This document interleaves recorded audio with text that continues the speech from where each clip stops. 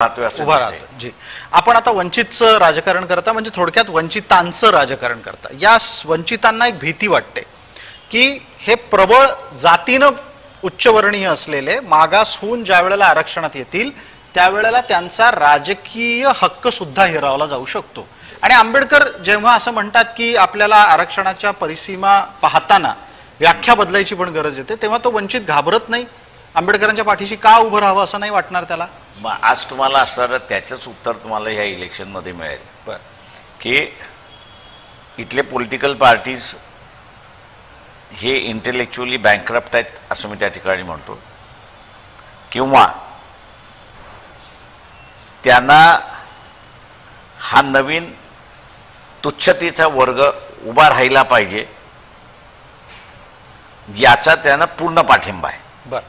मग त्याच्यामध्ये काँग्रेस आहे, NCP दोन्ही ग्रुप्स आहेत, शिवसेनेचे दोन्ही ग्रुप्स आहेत आणि BJP सुद्धा जाणीवपूर्वक आहे की त्यांना हा नवीन तुच्छतेचा वर्ग उभा राहिला पाहिजे. आणि ती त्यांची जी भावना आहे, त्यांना पुन्हा असणारा वर्चस्वाचा वर्ग जो आपण आहोत तो त्यांना कायम ठेवायचा अशी असणारी परिस्थिती आहे. त्याच्यामुळे ही नेहमी सारखी असणारी चर्चा चाललेली आहे की नवीन वर्ग, डिस्क्रिमिनेटेड वर्ग उभा राहतोय का याची चर्चा नाही, तर त्याला जुन्या ह्याची असणारी ही करावी. आज जे आम्ही असणारं इथे केलेलं आहे की हा नवीन तुच्छतेचा वर्ग जो उभा राहिला आहे त्याचं आरक्षण वेगळं असलं पाहिजे. आणि धर्माने ज्याला असणारं नाकारलेलं आहे त्याचं आरक्षण जे 50 साली आलं किंवा शाहू महाराजांच्या बरोबर आलं ते वेगळं असलं पाहिजे, ही भूमिका आम्ही घेतली.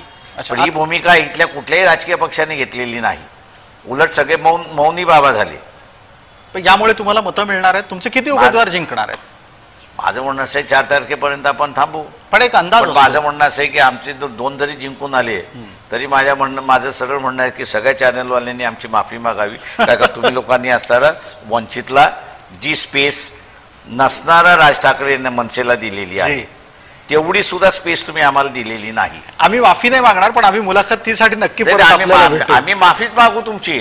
याचं कारण असं आहे की लर्न टू एक्सेप्ट मिस्टेक्स. अच्छा, मी परत म्हणेन, ज्या पवार दार्जिण्या माध्यमांवर तुमचा आक्षेप आहे त्यांना तुम्हाला हे थेट असणारा सगळ्या माध्यमांवरती माझा आक्षेप आहे. आम्हाला सोडून बोलायला उद्या आम्ही असणारा 2 जरी जिंकलो जी तरी आम्ही कम्पॅरेटिव्हली तुमचा असणारा चार्ट टाकू अगदी की तुम्ही वंचितला किती स्पेस दिलीत आणि नॉन कॉन्टेस्टिंग मनसेला तुम्ही किती स्पेस दिली. बरोबर, कॉन्टेस्टिंग पार्टीला स्पेस दिलीत आम्हाला ऑब्जेक्शन नाहीये. पण मग असणारा नॉन कॉन्टेस्टिंग पार्टीला जेव्हा स्पेस देता आणि कॉन्टेस्टिंग पार्टीला जेव्हा स्पेस देत नाही त्यावेळेस तुमचा बायसनेस तिथे सरळ सरळ बाहेर पडतोय.